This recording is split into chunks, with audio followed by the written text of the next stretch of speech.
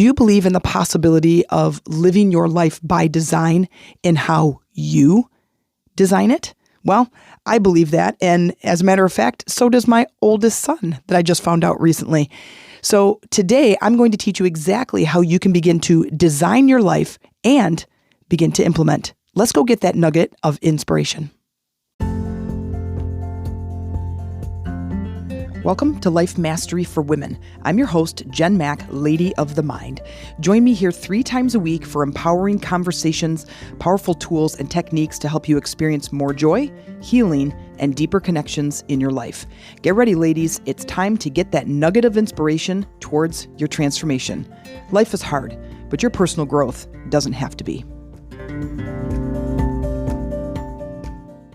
Hey ladies, it's Jen Mack, Lady of the Mind. Welcome to today's episode where I hope I'm finding you living your life by design. If you're not living your life by design, then it is my intention that in today's episode I give you just one nugget of inspiration towards your transformation. So sorry about my raspy voice.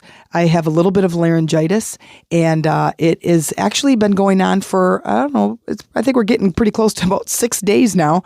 It doesn't hurt or anything, but I hope you find it a little bit sexy and not annoying, but my apologies. But I did want to touch base with you today and to give you some really good news. The good news is that, well, there's a couple pieces of good news, actually. One part of the good news is that I have a brilliant piece of teaching for you today that is going to teach you how to design your life and live it by your design.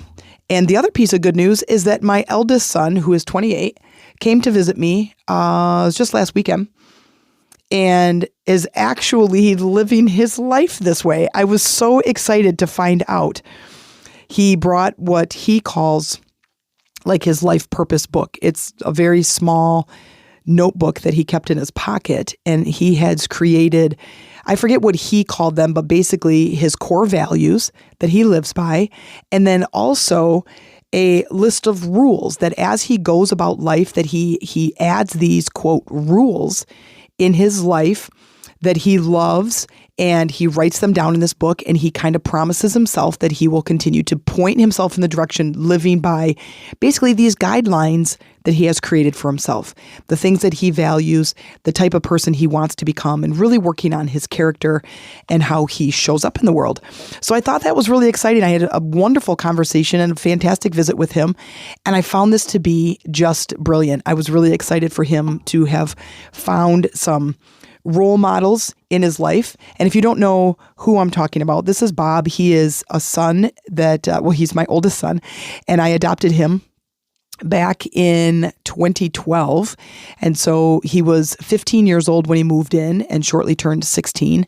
And he had 2 failed adoptions. And so far, I would like to say that it's been 11 years and we have a very successful adoption. I love him more than anything. He is a fantastic young man. He is recently married as of October last year. He married a lovely lady that we are so excited to welcome to the family. And he is really advancing. He's really creating a life. And he's got some hurdles to get through, like we all do. We always have the next level of things, the next stage of our life, and he's trying to work through some of those things. But I just commend him about how he has brought himself up in a level and has cleared some of the trauma. He has gone through a lot of trauma in his first, 15 years of life. Some that that is just wholly traumatic. But obviously, I'm not going to talk about that. In today's episode, I kind of touch on a little bit of that throughout the podcast episodes. But he's come a long way. So what I want to do is I want to introduce you to a new way of thinking and a new way of approaching life that I call life's blueprint. And I love the word blueprint because it fills me up with this kind of creative space and creative energy. And I wanted to be an architect a long time ago when I was in high school. I really thought that I was going to make it as an architect, but obviously it didn't turn out that way, and that was not my purpose. But I do love the word blueprint. So we're going to use it. This is called Life's Blueprint. I'm going to give you basically the 7 areas that I love to focus on in my own life and love to kind of see where I'm at, assess where I'm at, and try to balance all 7 of these categories. So if you haven't already, get out your journal, get out your notebook. I think you might want to take some notes. So Life's Blueprint, these are the categories, and then I'll go one by one and give just a quick overview of what I think that means and my definition of what each of those categories means. And then I'm just going to walk you through an assessment process that I love to use and maybe some tools. All right. So here are the categories, and then I'll go through and define them. So the first one, and I think that these are in order of importance: your spiritual practice area, your emotional, your physical, your intellectual, your financial, your relationships, and your career. And actually, relationships and financial should be switched. So it should go intellectual, then relationships, then financial, then career. But you know what? This is your life blueprint. You can do it however you want. Those are the orders that I like them in. I kind of go from the biggest to the smallest. And sometimes when you work at the biggest level, they tend to wash through, so to speak, when you I picture the spiritual, and once I get the connection of spiritual, then everything else kind of falls into place. Like everything kind of manages itself and kind of puts itself into place. So I like to work on the biggest area first that helps to create the momentum for the other areas that follow. So now let's define them. So my spiritual area, my definition for me specifically, is my connection to source energy. That could be for you, could be God, it could be your higher self. To me, it is just the greater energy, the more whatever the energy that is all around us, that is in us, that is in everything. It's when I say everything is energy and energy is everything, that's what I'm talking about. So to me, it's this creative energy that if I align with it, I can start to create the life that I want to live. And I find it to be so brilliant that the path and the journey to getting there is first to go within. But yet, what do? We go without. We go without, and that's all encompassing. We go without and we go without. We look around outside of us to have those things try to create the life that we want to live. But we also go without. We go without the deep connections. We go without the connection to source. We go without the things, the life, the love, the joy that we want to experience. So we go without and we go without. So going within, that is my spiritual connection, is meditative state in that silence, is going within, asking for guides, asking for guidance, messages, and support on my journey, and connecting with, I'm reading this new book. I forget the whole title, but it's like Consciously Live Your Life. And he's a relatively new author. It's a giant book, and I just love that. But he talks about your original soul contract. And I do believe that. I do believe that, with me in the spiritual realm, I created the contract that is to be my life. And I want to know what that contract is. I can't go out there to find it. I have to go within. So tapping into my intuition, my higher self, and connecting with source so I can be guided, so I can live out my purpose on this planet. So that is my definition of a spiritual connection. So I encourage you and I invite you to define that for yourself. What does that mean to you? The next is emotional. This is the area of managing your emotions. To me, this is about not only trying to find a more consistent space or consistency of happiness, but it really is about experiencing and exploring all of the emotions. So not just happiness. Like to me, that's like Pleasantville, and that would be boring after a while, that everything's the same. And so I do experience a complete rainbow of emotions, and some of them are unpleasant. I get angry, I get overwhelmed, I feel chaos, and those emotions don't always feel so amazing. However, they do have some wisdom. In my episode of How to Manage Your Emotions, I teach you about the wisdom that can be learned and honed from your emotional state, is asking yourself, what is in this emotion that I need to learn? And gaining that wisdom and insight is so valuable. So when I look at myself and I go, okay, hey, you know what? I'm feeling overwhelmed. What do I have to do? What do I have to learn? What's causing the overwhelm? I can clear energy and I can grow in that moment. I can transform. And that's what I'm about. The next one is physical. This is your physical human existence. How do you want to feel in your body? As I always hear and I've always said, it's like you get one body. It's your home. And without your body, you're homeless. And what are you going to do? Right? You have one body. You might as well treat it right, because right now in this moment, as you are listening to this podcast, your body is bringing it all together for you. It is bringing it in through the ears and in the canal and interpreting the sound waves that are coming through the microphone and into your headset or through your speaker. And your brain is taking in what I'm saying. Your heart is beating. Blood is moving through your body. Food is being digested. You are sitting comfortably or driving, and your body is maintaining all of this. So I'm going to take care of it, because all of the things that my body does for me, I owe it that much, which means I'm going to feed it nutritious food. I'm going to give it exercise. I'm going to maintain my health and my physicality as best as I can, because it's taking care of me. It's keeping me alive right now. It's keeping me alive. So you decide, what does that physical area look like for you? The next is intellectual. To me, intellectual is that mental stimulation, the joy of life, learning new things, expanding and seeking and connecting. It is about expanding. It's about expanding. And my spirit always wants to expand and experience and explore. Like, those are my favorite words, right? And adventure. And when I'm taking in new information, it stimulates my intellect. So I want, high school and college was not the only place of learning. Like, I learn every day. I read every day. I listen to podcasts every day. I move my business forward every day. I'd learn new things all the time. I am constantly full of questions. And I encourage that for you, is how do you stimulate that part of your life? How do you stimulate that? What do you do in learning new things? The next is relationships. Now, these are your earthly connections. So your spiritual is your connection to the ether, connection to source or God or the universe or your subconscious mind. It's your connection to the angels even, whatever it is for you.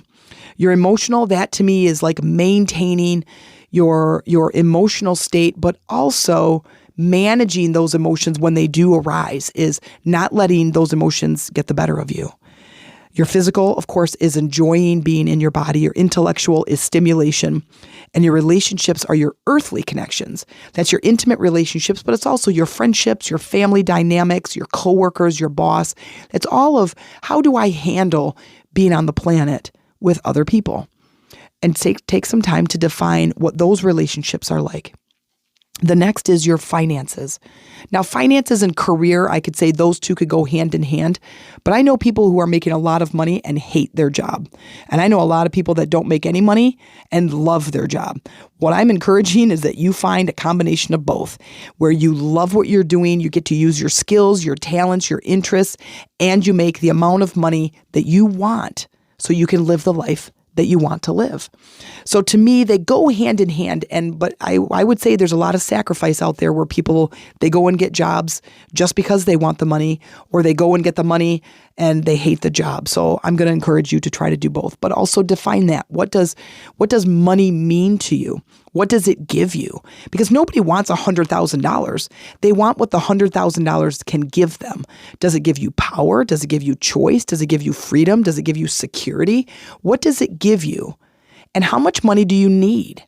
That's another big question. Like, there's questions in all of these, but we do go over this in my retreat, my life blueprint. I want to call it, this is a section, is a life blueprint as part of my healing retreat. And we do talk about this and we go a lot deeper. So if this is something that you're interested in and working directly with me in a community of women where we can take this information and go deeper and begin to design our lives, then please send me an email, themeditationroomtc@gmail.com, and say, hey, you know what, Jen? I want to go through this with you. My retreat is all about, the first stages are healing and getting past the limiting beliefs and the trauma that is holding you back, so then you can begin to dream and design using my life blueprint, where we are going to go much, much deeper in this area, and you are going to define each of these areas and then begin to take steps to building that. So when it comes to finances, how much money do you want to make? What kind of life do you want to live? How much freedom do you want? And with that freedom, what do you want to do? So figuring out what that number is, and the same as your career, is taking an assessment that allows you to understand fully what kind of person you are and what kind of things you love to do. If you're anywhere in your 40s or 50s or older, you probably know some of that already.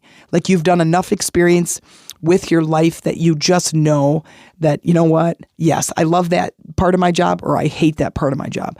You're starting to sift through some of those things and truly understand who you are, what you like, and what your skills and talents are. And if you don't know some of these things about yourself, I would encourage you to start taking some tests. I would encourage you to start taking some personality tests to truly understand and see what resonates with you. And as you're like handed the insight, this can really start sparking a lot of excitement in you, because you might be thinking, well, I just have to get a job. My parents raised me right to get a job and take care of my family. And so I do, but I hate every minute of it. Well, you know what? You might be meant for something greater, and you might be meant for something different. And so I would love to ignite that little stick of dynamite in there that allows you to get excited about your life and start creating your life from the inside out. So those are the 7, and defining those. So I want to give you a little bit of homework in writing those down. The first thing is to define those for you. You don't have to use my definition. That's just how I personally define them. So I want you to define them for yourself. Give yourself a little bit of a definition, a couple sentences, a small paragraph, whatever, that means the most to you when you look at that area.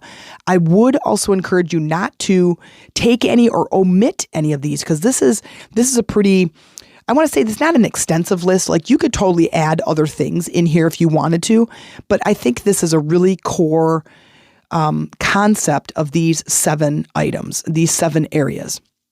Now, once you've done the definitions, the next would be to rate yourself. Now, I like to rate myself on a larger scale, is like a 1 to 10. So in my spirituality, what would I rate myself? Oh, I might give myself a 7 in that. I meditate several times a day. I read spiritual books. I try to be present. I try to get deep. I connect with my intuition on a daily basis. That's part of my coaching program. It's part of who I am. It's part of a skill and a talent and an interest that I am honing and getting better and better at. So I do that every day. And so I want to encourage you to take your time and rate yourself. Now, I have seen a couple of different ways to do this, where you could rate yourself, with stars of 1 to 5, or you could rate yourself 1 to 10 or whatever. I like using a 1 to 10 because it gives me a lot of room for growth and expansion, but also gives me a lot of space to be able to say, yeah, I could be a 5 here, but I don't, what I mean? It just gives me a little bit more room versus a 1 to 3. And then defining it. Then from there, this is where life gets a little interesting.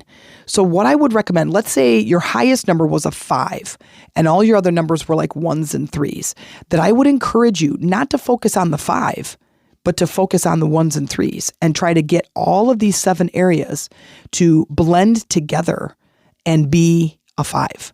Because if you put these in a wheel form, and you get to see this one's a 1, so that's a big indent in the wheel and the circle. And then this one's a 2, and that's a 5, and this is a 3.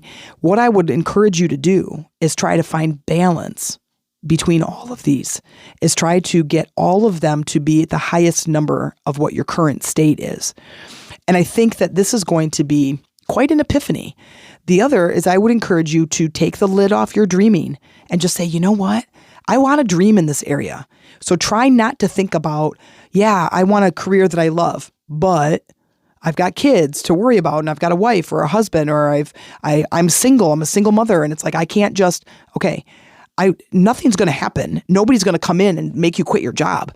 But I want you to start thinking outside the box. I want you to really start dreaming and visualizing of what this could be like for you, what your life could be like if you were to really hone in on all 7 of these areas. Now, like I said, This is something that we do. And it's actually, if we're doing the structure that I want at our women's retreat, is to really hone in on this and to support each other. But at the same time, as limiting beliefs and negative self-talk and these blocks are going to surface for you, guess what we're going to do at the retreat? We're going to release those blocks. Now you're getting the obstacles and the hurdles out of your way. I'm so very excited. I hope you will join me. I hope that you could come around to being able to work with me. It would be so exciting for me, and I know that it would be life-changing for you. Thanks for listening. And if you enjoyed this episode, I would love for you to like, subscribe, and leave a comment as to how this has inspired you. If you're interested in learning about our Lady Leaders Retreat and to join a community of women who connect, heal, and create a life that is full of joy, inspiration, and empowerment, then send me an email at themeditationroomtc@gmail.com. Subject line, let's talk. And I will set up a time for us to have a conversation. And in the meantime, keep going, growing, and transforming, and keep looking for those nuggets of inspiration.